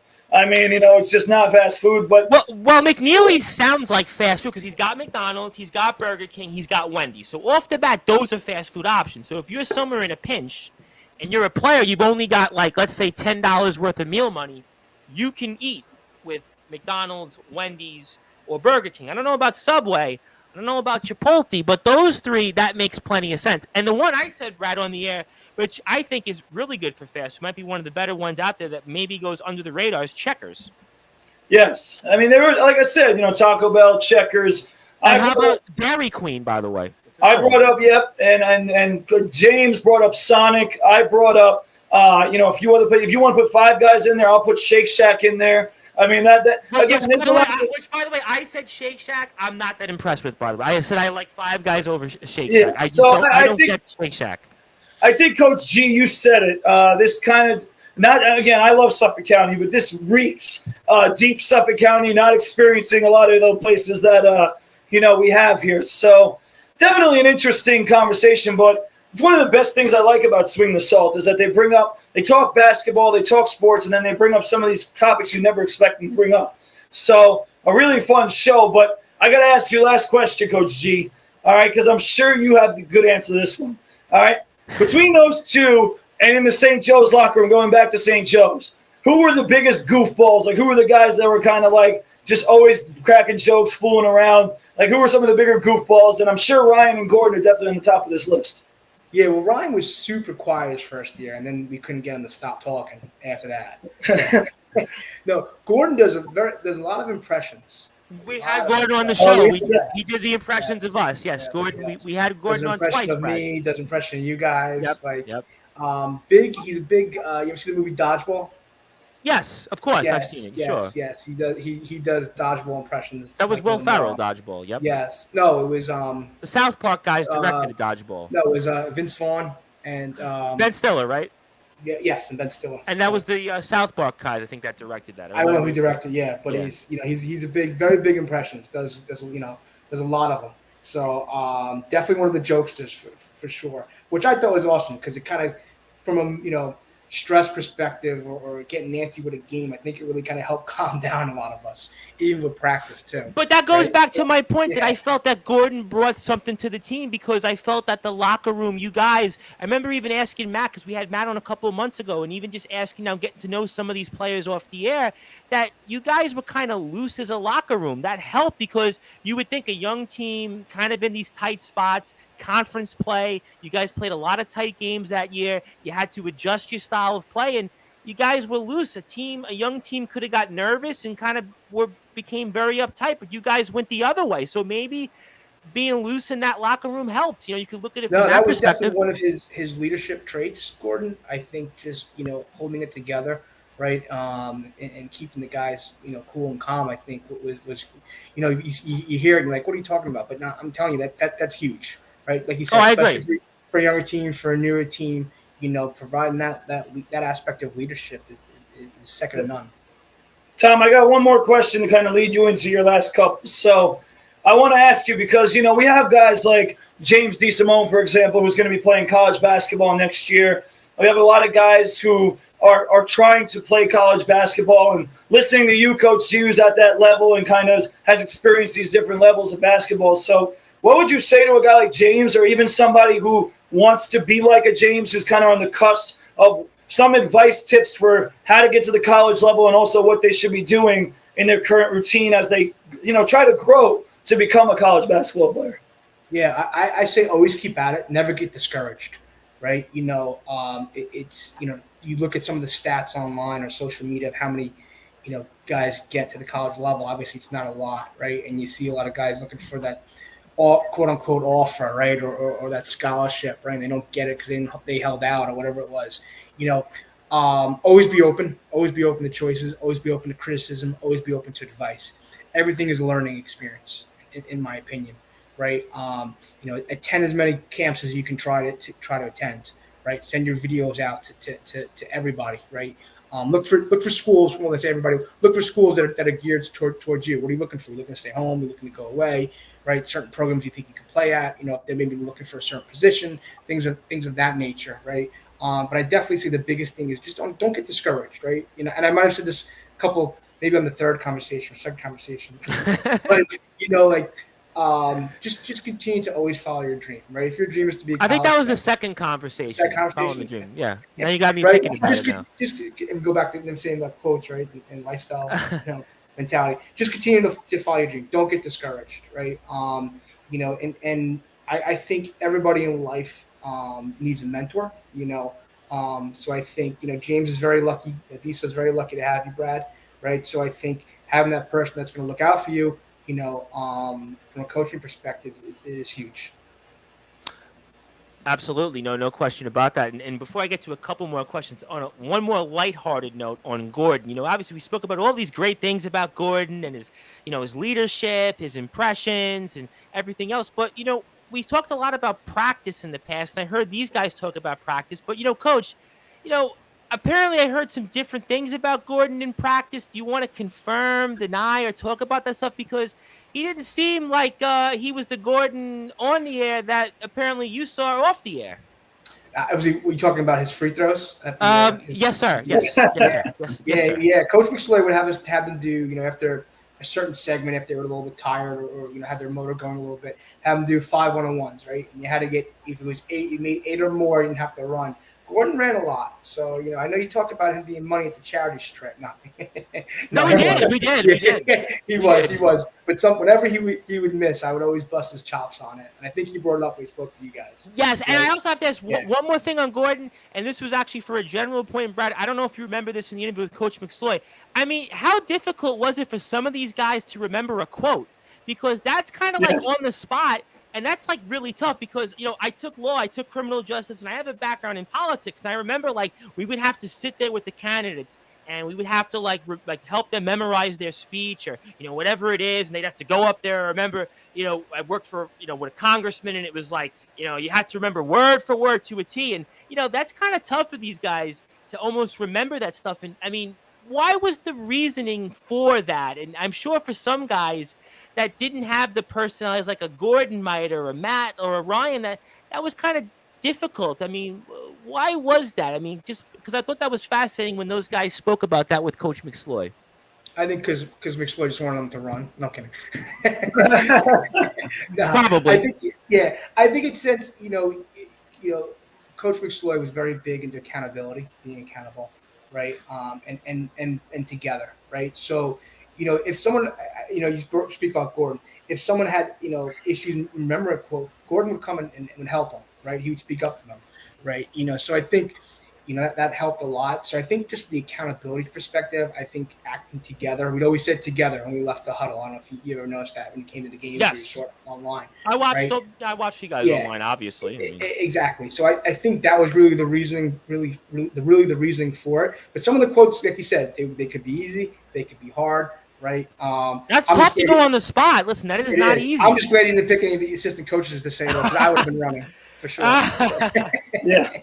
I mean, I had firsthand experience doing it for the 1 year that Sloy was there and I was there. They were tough. I mean, listen, there were times in the training room we're all getting ready for practice and we're just repeating it over and over again to make sure that we understood. People would go back to the locker room, take a picture of it, come back, make sure we understand. I mean, because like, Coach G said, what was fun about it though was that it was actually a team bonding type of thing. Like we all had to come together and say, we got to know this before we walk out there. Because if we don't, then it's going to be a consequence. But at the same time, the quotes that we actually had to read off were very good quotes, and they were good ones for us to kind of come together with every time we walked into the locker room and had to see it on the board. So it was a pretty cool exercise. But with that being said, it was stressful at times. There was a few days, like Coach Gaudioso said, where the thing was nearly a paragraph, and we're like, oh, my God, how are we going to remember every word and every – but at the same time, most of us were able to do it. Some of us struggled, but it was fun in the end, and the consequence what it was. But in the end, the result was just like Coach Gaudioso said, the togetherness and the bonding that came with it. No, it definitely worked. And obviously, you guys won 15 games that year and had the best season that the program had had in just about a decade. And obviously, returned to the postseason for the first time in over 5 years. And it obviously worked into this season, whereas the team, again, returned to the postseason, was very successful in conference play, and finished with another 500 season. But, Coach, I wanted to ask you a couple more questions. And obviously, one of the questions was going into next season. Now, obviously, the playoffs didn't work out the way we wanted against Roberts Wesley, and you guys were down, I think, if I'm not mistaken, I remember watching the game like 32-9, but you come back, you get within 5, but ultimately lose that game. And is that a game that you remember in going into next season is kind of like, okay, that's motivation? I know that not everybody's coming back, but that's a game, obviously, it's a home playoff game. You get off to a really, really tough start, but you come back there, get within 5, I think even within like 5.5 minutes, if I'm not mistaken, you were down 7, 58-51, if I recall correctly, in watching it. But is that a game that kind of is like sticks out like a sore thumb, but uses that motivation for you and everybody else coming back to kind of get this team back to where you guys want to be and return into the postseason and finish what you guys had kind of started there in conference play? Yeah, I don't think it's I don't think the guys really have it stuck in their mind, that particular game anymore. Okay. I think it's just more overall the guys are ready to come and compete and try and win. You talked about the numbers before with the roster. A third of the team is going to be new, right? So I think these guys are just ready to just go ahead and just improve and just look to win a conference title, right? That's the ultimate goal: to win the conference title and get to the NCAA tournament.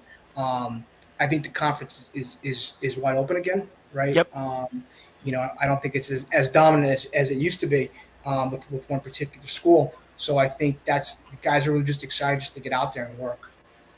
Yeah, I definitely think that the program is obviously going to be there. Coach Marquardt knows what he's doing. Again, like you said, it's a conference that's open. There's not one or two teams that dominate, that kind of ran this conference like it used to be. So I definitely agree with that. And I was curious, piggybacking off that, what is your goals for you personally and also for the team going into 23-24? Because as crazy as it sounds, October 15th is right around the corner. So we're basically about 2.5 months away till the start of where you guys can all be together. So we're not that far away.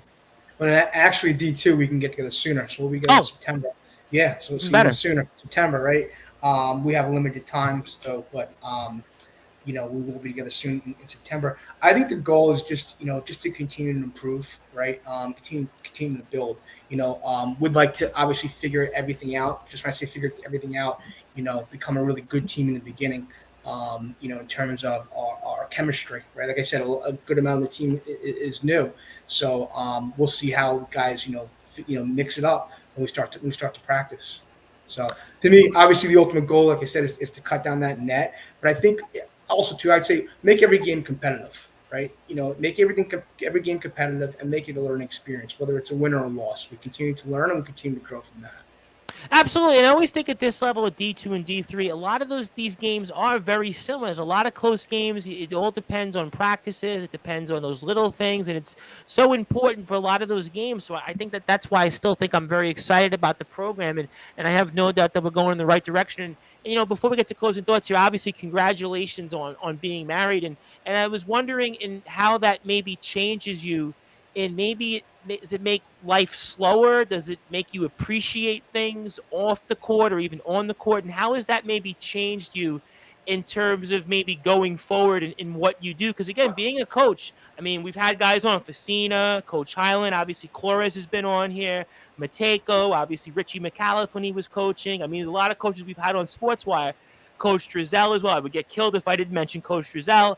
The list goes on, and it's always like it's a really hard position. It's a really what you do out there. Coach Gist as well. We've had him on, obviously, and everybody else. Coach Cocazello. It's the same question. So I'm curious for you now, and being married, does that make you appreciate life? Does it change who you are as a coach? I was just curious about that.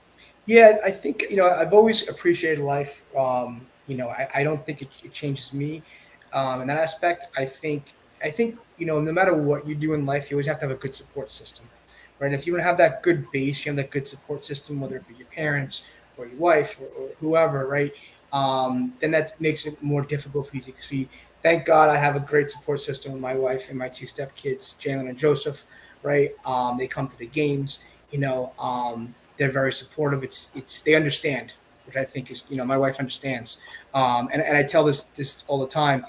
How I knew she was gonna be my wife. I don't know if you remember, we played Old Westbury a couple of years ago. Yes, Right. yes, I do. Right. Yes, I do. We really thought we were gonna win that game. We I lost remember that it. game, right? Brad and I it was one of the games. Brad, remember we didn't really want to bring that game up on the air. If I'm not mistaken, that was a Yes, game we didn't want to exactly, bring up. Yep. exactly, yes. Coach McSloy, he laid into it. He laid into us, right? Or laid into the guys. And I remember it was my scout, and I thought I was so prepared, and I was all ready to go. And I had gone over. I guess we were dating at the time. I went over to my girlfriend's house at the time, which is now my wife, and said, and just kept looking at the scout. And she's like, "How did you guys lose?" Because she had watched the game, and I said, "I don't know." I don't know. I just kept looking at the scout, and it was like about like midnight. She took the scout out of my hand, she put it in the garbage. She goes, "All right, tomorrow's another day. You'll get over it." So, okay, that's gonna be my life. Yeah, I think that's pretty good. I got to That's be pretty good. honest. Anybody that could put up with me during a college season deserves a ring, right? So. No, like, you know what? I think you definitely, congratulations to your beautiful wife, because your wife Thank you. clearly understands. That's important, because I have to say, going back to my political background, I've worked with candidates, and their wives really weren't supportive, because they, again, it's kind of like being a coach. You're out there 7, 8, 9 months, and you're basically away from your family. It's a hard life, and you have to go out there, and it's like a grind. And I've seen candidates that did not have the support of their wives or their significant others, and it really was like you could tell it wore on them, and it was kind of like it kind of changed who they were. And the fact that you have such a supportive wife, I think, is going to help you go forward. And before we get to closing thoughts, I want to plug also, we have a big men's basketball prospect camp coming up here at Malloy University on August the 19th. That's a Saturday. It's session 1's from 10 a.m. to 1 p.m. Session 2 is from 2 to 5 p.m. It's going to be on the Quealy Gymnasium of the campus at Malloy University. Clinic information is going to be hosted by the staff. Obviously, Coach Gaudioso, you're going to get a tour of the campus. You're going to have some games, offensive and defensive stations. For more information, contact Coach Capriola and Capriola at malloy.edu. The price is $100, and also it's for high school players, basically from your freshman year to your senior year. This is something you are not going to want to miss. Go and get more information. Go to Instagram, MalloyMBB, for more information. Any chance you can learn from the likes of Coach Gaudioso, Coach Morris, Coach Capriello, and certainly Coach Marquardt, you definitely want to make sure you get out there. If you are a basketball player of any sorts and you want to do something, this is a great opportunity right before school, right before those first few weeks. Get out there. August the 19th, 2 sessions available again. Please make sure you get in touch with more information with the program. And Coach, I want to ask you this last question before I get to closing thoughts. And what do you want to say to anybody that's supporting the program or looking to get involved with the program? We like to ask this question to people, especially of your stature. And now that you're here for the 5th time, and I feel like it's a big deal to have you now that you're a part of the Malloy program, but what do you want to say to anybody out there that supports the program or is looking to get involved and support all the great things you do here at Malloy? Yeah, no, I mean, all the support we get, I appreciate it. I love it. Keep it coming. you know, um, like I said, I mean, I said before, when I first joined the program, I had a huge ton of support and just gratitude from individuals. And, I can't thank everybody enough. I mentioned the Jason Cenas of the world, Billy Heenans, the Mike McSloys, that just kind of just so supportive and just can't thank them enough. So just a huge, huge, huge thanks. If anyone's interested in coming to Malloy games, please contact us. We'd love to have everybody. So, I think the CSI game this year I'm going to actually have to make because I don't live far from CSI. So that game in CSI, I'm going to definitely make that game this year. I think that's going to be on my calendar. So that one I'm going to have to go there for. Open door policy for practices, so definitely appreciate all the support. Absolutely. Definitely want to make sure everybody supports the program. Again, one more time, Malloy MBB on Instagram and Twitter and all the great things the program has done. Very, very much excited about the season and all the great things that the program and coach has definitely done a great job here tonight as he has tied Coach Ryan Highland for the most appearances of any coach in Sportswire history. It's almost like Hulk Hogan was the first 5-time WWF champion, then Bret Hart tied him. It's almost like Coach Gaudioso is like the Bret the Hitman Hart of Sportswire Radio for a little bit of a fun tongue-in-cheek on the wrestling side of it. And obviously, Bret Hart, some people thought was a better wrestler than Hulk Hogan. Coach Gaudioso might be a little bit of a better talker than Coach Highland. I don't know. We'll have to find out one day. But obviously, we really enjoyed this one, and we really appreciate Coach's time, especially. He's been a very, very busy man in the offseason, and congratulations to you again, Coach. And Brad, I want to give you the floor. I want to give you some closing thoughts. Anything else you want to plug, share, say? And I certainly know that you were pinch hitting for us here tonight. You were certainly, kind of tough here dealing with those vocal cords, but I give you the floor. Anything else you want to plug, share, or say? And you know the drill. Yeah, Tom, thank you for having us on today. Thank you, Coach Jason Gaudioso, for coming on. It's definitely fun to have Jason on. It's always a pleasure. It's always a lot of fun. So I'm excited we made it a 5th time. So certainly, hopefully a 6th is in the works coming soon. You can find me on social media, Bradley Weiss on Facebook, at Brad Weiss 20 on Twitter, searching at BWeiss 20, or at Coach Brad Weiss on Instagram. So I'm there. You can see some of the things that I'm doing, whether it's through Level Up, JV at Plainview, a few other things that I do, Long Island Nets, summer camps, etc. I'm everywhere in the basketball circuit, so be sure if you're interested, if you're a younger player and you want to get involved, I'm definitely somebody who would love to help you. In regards to going forward, I'm looking forward to continuing to coach that 3rd grade team that we talked about with Coach Gaudioso. I'm gonna miss you though, Jason. I know you're gonna. I don't know if you're gonna get on the sidelines in the fall.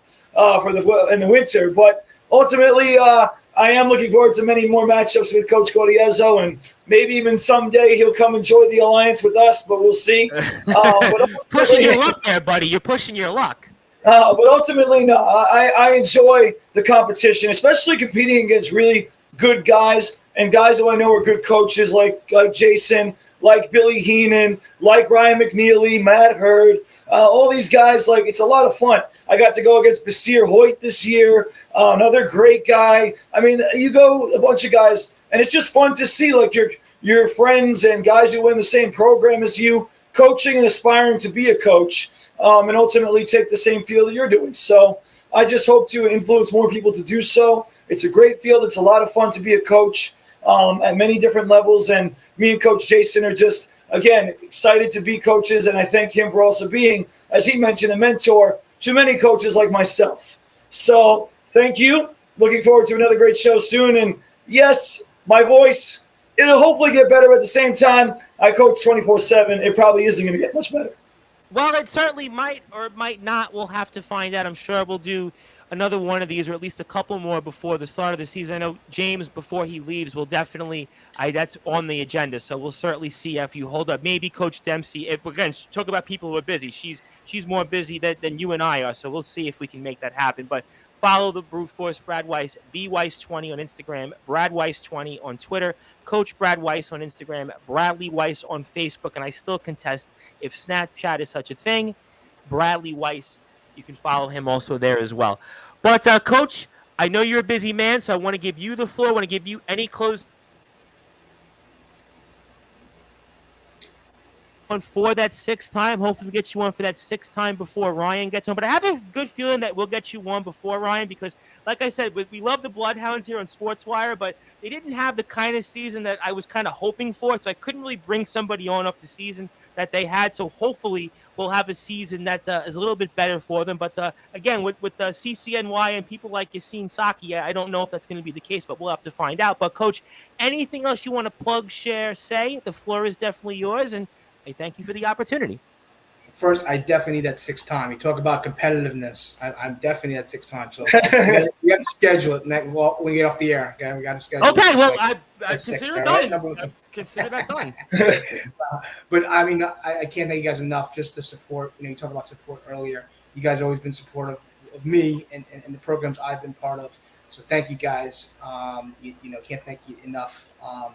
It definitely does mean a lot. I'm super excited for the season. So like Tom said, me too. I'm really looking forward to college basketball. At this point, it's like I want to watch some basketball already. It's like it's enough already. 100%, right? So just getting ready to get out there and just compete, and hopefully we cut down on that. I know we're going to be ready. I know we're going to bring it every day, and hopefully that's going to translate into winning. I definitely think so. I definitely think the program's in the right direction. With Coach Marquardt, you've always got a shot. I mean, he's like Bill Parcells or Bill Belichick. You've always got a shot with Coach Marquardt. So I have no doubt that it'll certainly be the case. And again, one more time, you can follow Coach Gaudioso out there on Instagram at Jason Gaudioso, Malloy MBB on Instagram. And before we go, I want to say hello to my very good friends from the state of Tennessee Backyard Wrestling, Coach D and the Brute Force. Nice to meet you. Hello there, and I know we'll have more TBW coverage very soon on Sportswire, so thank you for coming in here. But, Coach, congratulations on all the success on the court and certainly off the court with, of course, your beautiful wife now. And obviously, I'm looking forward to the season, looking forward to seeing you down here in Staten Island over there on 2800 Victory Boulevard there in the campus. And obviously, seeing you out there, and hopefully you get one over on Coach Tibbs now that he's the athletic director of the program. So you don't have to contest with him anymore. That's always a good thing. But I look forward to that. And Brad, heal up that voice. I'm sure we'll see you soon. And looking forward to it. And thank you guys for the opportunity. And we'll speak with you all soon. Thank you, Tom. Thanks, guys. Appreciate it. All right, ladies and gentlemen, that was Coach Jason Gaudioso, the assistant coach for Malloy Lions men's basketball team, as the team is getting ready to start the season. In the meantime, they've got a huge prospect camp coming up here August the 19th, a little under a month or so away. For more information, go to Malloy MBB on that, as the guys are getting ready to start the season here in a couple of months. And to join me to speak with Coach Gaudioso, of course, is the one and only Brute Force Brad Weiss, who, of course, is 27th all-time in the SJLI Golden Eagles men's basketball program and rebounds, near the top of the list all-time in block shots. Also the head coach of our Plainview Boys JV basketball team, also with the Level Up organization, plus much, much more. And my name is the Reverend Tom Bryce. If you're on sportnarium.com/player, you're going to go back to your regularly scheduled programming. And tomorrow night, I'll be on live 8 p.m. Eastern time with DBW Hardcore Champion Roland Havoc. So looking forward to that and more. So stay tuned for that. But thank you, everybody, here for now for tuning in on the number one global radio station that is Sportswire Radio. Good night, good morning, good afternoon, wherever you are.